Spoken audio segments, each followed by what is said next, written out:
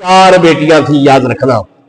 एक है सैयदा ज़ैनब रदी अल्लाह तआला अन्हा, एक है सैयदा रुकैया रदी अल्लाह तआला अन्हा, एक है सैयदा उम्मे कलसूम रदी अल्लाह तआला अन्हा, और जो सबसे छोटी और सबसे लाडली बेटी, और हुजूर ने फरमाया कि मेरी इस बेटी से मेरी औलाद आगे चलेगी।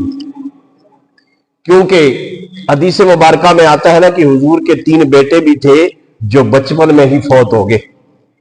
4 बेटियां 3 बेटे।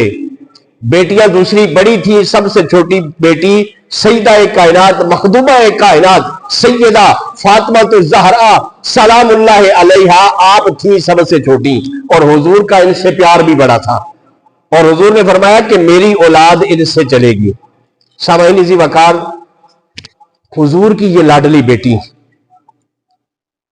जब ये अपने घर में ना हुजूर दाखिल होते ना, तो ये प्यारी बेटी अदब से जो है दरवाजे के पास चली जाती, और हुजूर जैसे ही अपने घर में दाखिल होते ना, तो पहले सदा लगाते फातिमा किधर है, अस्सलामु अलैकुम फातिमा।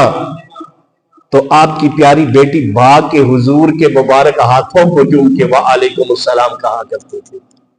सामईन जी वकार, फिर दुनिया ने मंजर ये देखा कि वो फातिमा बेटी कि अल्लाह ने जिसे हुजूर के घर में पैदा फरमाया, आपने बस तवज्जो रखनी है, जो घर से भी बाहर ना निकलने वाली, घर के अंदर तरबियत पाने वाली।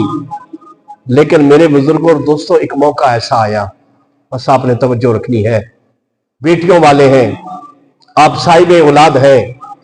बीबी फातिमा फरमाती है कि जिंदगी में मुझे पहली दफा जब घर निकलने का मौका मिला ना, घर से मैं निकली, और वो क्यों निकली, आपने तवज्जो रखनी है कि बैतुल्लाह के अंदर, यानी जहां आज बैतुल्लाह है, मक्कातुल मुकर्रमा की सरजमीन, खाना काबा के करीब मेरे और आपके करीम नबी नमाज को अदा कर रहे हैं। आप नमाज अदा कर रहे हैं। अबू जहल ने देखा कि मोहम्मद नमाज पढ़ रहे हैं, और रास्ते में आते हुए इसने एक ऊंट की ओजरी देखी कि किसी ने ताजा ताजा ऊंट ज़बह किया है और ओजरी पड़ी हुई है,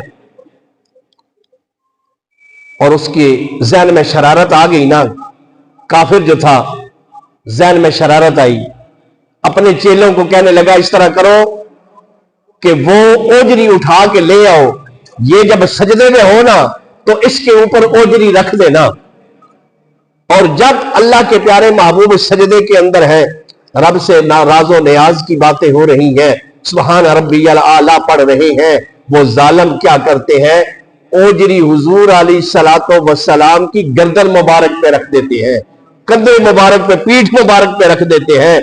अब वजन इतना है, आम बकरे नी गाय नी उजरी तक को कितना वजन है, ते ऊँटनी तो उजरी बड़ी उसी, फिर वजन देख लो। अब वजनी इतनी थी कि सरकारे दो आलम अपना सर सजदे से उठा ना सके, जालिम हंस रहे हैं। इधर खबर मिलती है नबी के घराने को, कोई आके ये कहता है, ऐ घर वालों, मोहम्मद अरबी पे किसी ने ओजरी फेंक दी है। अब वो सर नहीं उठा रहे, घर में और भी मौजूद थे।